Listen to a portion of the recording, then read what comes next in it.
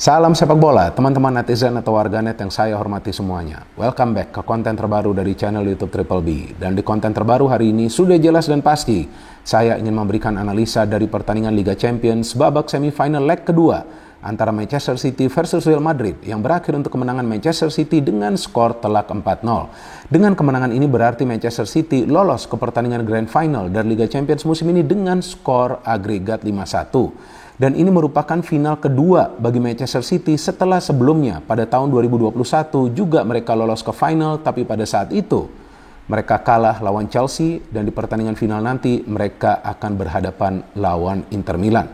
Dan kalau menurut hemat saya teman-teman, Real Madrid beruntung di pertandingan dini hari tadi. Yes, kali ini jujur saya mengakui bahwa Real Madrid beruntung karena seharusnya Madrid kalah dengan skor yang lebih besar lagi. Ya minimal Real Madrid itu seharusnya kalah dengan skor 7-0. Maka itu kalau menurut saya hanya Courtois yang mainnya benar di pertandingan dini hari tadi. Ya teman-teman yang nonton pertandingan ini bisa melihatlah begitu banyak saves yang dilakukan oleh Courtois. Apalagi itu 3 saves yang dia lakukan dari peluangnya Erling Haaland dari jarak yang dekat. Sedangkan pemain-pemain lain dari Real Madrid tampak jelas ya sulit untuk bekerja sama. Bahkan saya melihat bahwa mereka bermain secara individu. Saya tidak melihat ada kekompakan di antara para pemain Real Madrid dalam urusan bertahan dan juga dalam urusan membangun serangan. Sebaliknya dari Manchester City kita bisa melihat bahwa pressure play yang diterapkan oleh para pemain City berhasil meminimalisir pergerakan dari para pemain Real Madrid sehingga di pertandingan dini hari tadi Real Madrid hanya bisa menciptakan 3 peluang yang berbahaya. Pertama dari Toni Kroos yang syutingnya itu terkena mister gawang di babak pertama, itu pun setelah City unggul. Kemudian yang kedua dari Alaba ketika dia ambil free kick itu bisa di-save oleh Ederson. Dan ketiga itu ketika Ceballos mendapatkan peluang setelah City sudah unggul dengan skor 3-0. Artinya secara keseluruhan, ya Madrid berantakan permainannya. Sedangkan Manchester City selain juga para pemain mereka kompak ya, memainkan passing, kita juga bisa melihat bahwa skill individu dari para pemain Manchester City bisa menyulitkan para pemain Real Madrid dalam urusan bertahan. Maka itu 2 fullback dari Madrid sulit untuk ikut terlibat dalam proses membangun serangan, Carvajal dan juga Camavinga. Sebab Grealish dan juga Bernardo Silva sangat aktif untuk melakukan pergerakan-pergerakan individu dan mereka juga pintar mencari ruang di area pertahanan dari Madrid. Dan selain juga saya melihat di lini tengah dari Madrid itu tidak kompak, ya, saya melihat lini pertahanan juga koordinasinya tidak rapi di pertandingan dini hari tadi karena banyak ruang yang terbuka yang bisa dieksploitasi oleh para pemain City. Nah, dari starting lineup, yang hebatnya nih Pep Guardiola tidak melakukan perubahan sama sekali di lineup. Jadi ini pemain-pemain yang turun adalah pemain-pemain yang sama yang turun dari awal di pertandingan leg pertama. Tapi kali ini formasinya berbeda. Kali ini Pep memakai formasi 3-2-4-1. Nah, ketika saya melihat bahwa Pep memakai formasi ini, nah saya sudah feeling ini City akan bermain total ofensif karena bisa ada lebih banyak pemain yang terlibat dalam proses membangun serangan. Akan ada 4 pemain di tengah, akan ada 2 gelandang bertahan yang support ya. 4 pemain di tengah plus akan ada 1 target man. Dan betul itu yang terjadi kan. Sedangkan dari Real Madrid yang saya kaget, kenapa Carlo Ancelotti mencadangkan Rudiger? Oke lah, Militao memang adalah pilihan utama di Madrid. Tapi dengan penampilan yang ditunjukkan oleh Rudiger di leg pertama seharusnya dia layak mendapatkan tempat di leg kedua ini. Dan seharusnya Camavinga itu jangan main di kiri. Karena sekarang bermain away, Camavinga ini harus memberikan pressure di tengah kepada para pemain City. Tapi yang dipilih adalah Modric, Kroos yang terlihat lemah dalam melakukan pressing. Plus Valverde yang coba untuk membantu mereka dalam melakukan pressing. Itu membuka ruang di sektor sebelah kanan dari Real Madrid. Maka itu kita melihat bahwa Akanji juga leluasa bergerak dari sektor tersebut. That's why Akanji beberapa kali juga bisa memberikan umpan-umpan yang terukur ke area pertahanan dari Real Madrid.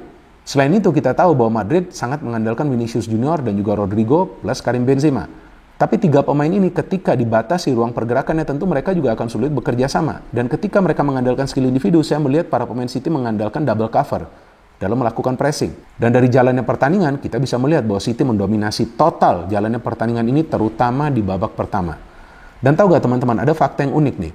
Bahwa untuk pertama kalinya Madrid hanya bisa melepaskan 13 kali passing di 15 menit awal jalannya pertandingan ini. Hanya 13 kali passing, sedangkan City sudah melewati 75 kali passing. Jadi memang di sini kita sudah bisa melihat bahwa para pemain Manchester City mengandalkan fast movement and fast passing. Jadi passingnya itu cepat di antara para pemain, pergerakan tanpa bola mereka juga cepat, plus pergerakan pemain City dengan bola juga dinamis. Jadi mereka juga kan seperti yang tadi saya katakan bisa mengandalkan skill individu, dan ini yang membingungkan para pemain Madrid. Ya seperti yang saya jelaskan juga di konten preview bahwa kemungkinan City akan bermain keluar menyerang, all out, dan Madrid akan menunggu. Dan itu yang memang terjadi. Tapi ketika Madrid menunggu, ketika mereka bertahan secara dalam, nah seharusnya pemain di tengah itu memberikan pressure, tapi gak ada yang memberikan pressure. Tadi kan sudah saya jelaskan juga. Sehingga para pemain City leluasa banget untuk memainkan bola. Maka itu di 20 menit awal jalannya pertandingan seharusnya City sudah bisa unggul minimal dengan 1 gol. Ada satu lagi catatan yang unik di pertandingan ini, bahwa hampir semua pemain dari City yang tampil sebagai starter atau yang turun dari awal di pertandingan ini, hampir semuanya mendapatkan peluang untuk mencetak gol. Hanya Ruben Dias dan juga Ederson yang tidak mendapatkan peluang. Yang lain nih, yang main dari awal, semuanya mendapatkan peluang. Kenapa mereka bisa mendapatkan peluang? Because there is no pressure from Real Madrid players. Ya betul, Benzema tuh sampai turun, tapi Benzema pun gak bisa melakukan pressing. Beberapa kali dia kehilangan bola. Dan salah satu kesalahan para pemain Madrid, mereka terlalu lama menguasai bola, coba untuk main skill individu. Tapi ya seperti yang tadi saya katakan, para pemain City itu double cover, pressingnya bagus. Dan memang sih terlihat ketika City bisa pressingnya bagus, passingnya juga bagus, pergerakan tanpa bolanya juga pintar ya, sehingga mereka bisa mencari ruang, tinggal menunggu waktu saja mereka mencetak gol. Dan lihat saja itu umpan dari Kevin De Bruyne, kelas dunia itu, kepada Silva. Siapa yang menjaga Silva? Gak ada.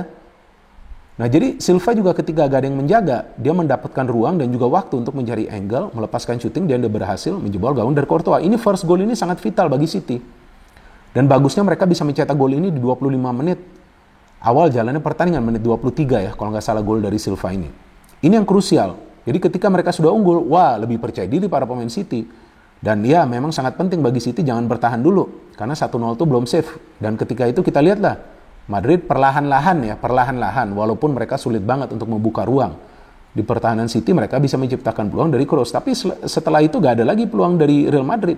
Mereka gak bisa berkembang. Rodrigo justru coba untuk menyerang dari kiri, padahal di sana sudah ada Vinicius. Benzema coba untuk masuk ke kanan, padahal di sana seharusnya peran dari Rodrigo. Carvajal gak bisa overlap, Camavinga gak bisa overlap, Kroos dan Modric sering kehilangan bola, Valverde out of position terus karena dia coba main dari tengah juga.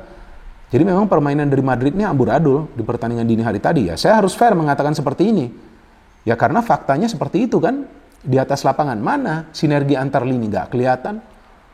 Dan juga ketika Rudiger ini gak main, saya ngelihat bahwa Alaba ini agak lamban. Jadi para pemain City ini kan mengandalkan kecepatan dalam memberikan passing dan juga dalam melakukan pergerakan tanpa bola. Ini belnya banyak banget ya. Ini saya ada pesan martabak, coba diambil dong. Belnya juga kebanyakan juga. Berapa tuh belnya tadi? 3 kali ya, kurang 1, kan 4-0. City menang. Iyalah, saya harus bercanda dikit dong ketika saya membuat konten. Jadi ya, maksudnya pergerakan tanpa bola dari para pemain City ini memang dinamis dan cepat. Sehingga memang sulit ya untuk bisa dibaca oleh para pemain Madrid. Dan ketika itu hanya tinggal menunggu waktu saja sih City mencetak gol lagi. Dan akhirnya kita melihat ada peluang dari Gundogan yang bisa diblok. Tapi bola muntah itu terarah kepada Bernardo Silva. Lagi-lagi tidak ada yang mengawal. Sehingga Silva bisa mencetak gol dengan mudah, membuat skor menjadi 2-0. Sebetulnya masih ada waktu bagi Madrid di 45 menit babak kedua, tapi mereka harus memberikan pressing. Nah, ketika babak kedua dimulai, saya kira Ancelotti akan langsung melakukan perubahan di line up. Tapi ternyata dia belum melakukan perubahan dulu.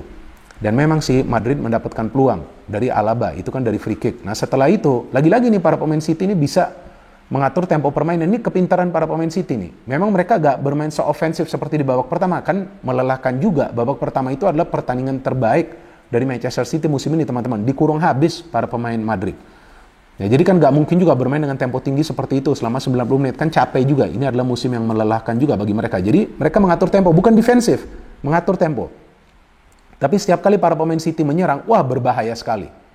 Karena one-two passingnya mereka sangat baik. Dan juga Madrid terus-menerus mencoba menyerang dari Vinicius. Tapi saya melihat peran dari Walker sangat baik loh. Dia mengantongi Vinicius Junior di pertandingan ini. Gila, luar biasa pemain ini. Padahal kita tahu usianya kan beda jauh. Tapi dia masih kencang loh larinya. Dia masih bisa blok upaya dari Vinicius Junior. Maka itu Vinicius gak bisa berbuat apa-apa di pertandingan dini hari tadi. Akanji juga bagus melakukan pressing. Ya kan, kepada Rodrigo. Dan memang akhirnya ya Madrid kesulitan untuk mencetak gol. Ancelotti melakukan beberapa pergantian pemain tapi gak berubah secara signifikan permainan dari Madrid justru mereka banyak melakukan foul dan akhirnya Akanji ya yang dikasih gol ini, padahal saya kira itu adalah gol bunuh diri dari Militao, tapi tadi saya baca dikasih ke Akanji. Umpan dari Kevin De Bruyne luar biasa, lagi-lagi tidak ada pemain Madrid yang bisa memenangi duel, dan Akanji heading itu terkena Militao, kemudian menjebol gawang dari Courtois. Udah 3-0, udahlah, ini udah kill the game lah, jadi City sudah pasti lolos. Dan selain itu juga di babak kedua tuh lihat tuh peluang dari Haaland tuh, umpan dari Gundogan seperti apa tuh, flick pass kan dengan back heel, luar biasa itu. Sayang juga ya Haaland gak mencetak gol ya, mendapatkan total 4 peluang loh dia, 3 diantaranya on target.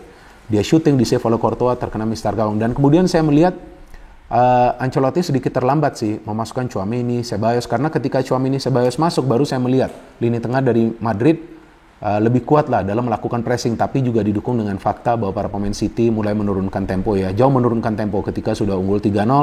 Dan kemudian lihat saja tuh ada 2 pemain pengganti dari City yang masuk seperti Foden dan juga Alvarez ya, bisa bekerja sama, dan Alvarez bisa mencetak gol keempat bagi Manchester City, melengkapi kemenangan telak dari Manchester City menjadi 4-0 dan akhirnya mereka lolos ke final. Dan kita bisa pelajarin dari pertandingan ini bahwa Manchester City punya materi pemain yang merata dan punya skuad yang dalam, karena ya kita melihat bahwa mereka mengandalkan kolektivitas.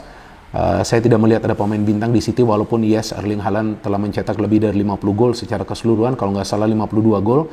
Tapi seperti yang berkali-kali saya katakan di Triple B dan juga ketika saya siaran di SCTV, bahwa Manchester City is not all about Haaland.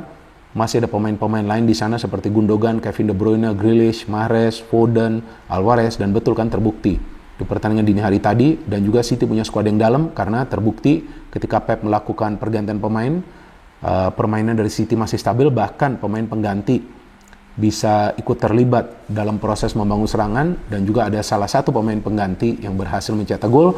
Jadi Manchester City layak lolos ke final. Sekarang tinggal kita tunggu bagaimana nanti mereka lawan Inter. Ya, Inter kita tahu bukanlah tim yang diunggulkan, bahkan mereka bisa lolos dari grup neraka saja sudah dianggap sebagai pencapaian yang luar biasa di Liga Champions musim ini. Tapi ya kita tahu mereka juga adalah tim yang solid di pertahanan, tim yang kreatif di tengah, dan juga tim yang bisa mencetak banyak gol karena mereka juga punya penyerang-penyerang yang bagus ya. Di pertandingan dini hari tadi, taktik permainan dari Manchester City benar dan mental para pemain mereka siap. Dari Real Madrid, mereka coba untuk bertahan, tapi bertahannya tidak dengan koordinasi yang baik, mereka tidak bisa pressing, dan tampak mental dari para pemain Madrid tidak bisa mengungguli mental dari para pemain City yang tampil all out, tampil ofensif, dan tampak lebih percaya diri daripada para pemain Real Madrid. Jadi kita tunggu saja teman-teman nanti final dari Liga Champions, yang kalau nggak salah nanti tanggal 10 Juni ya finalnya, dan akan berlangsung rencananya di Istanbul. No hate, no politics, only football. Salam sepak bola.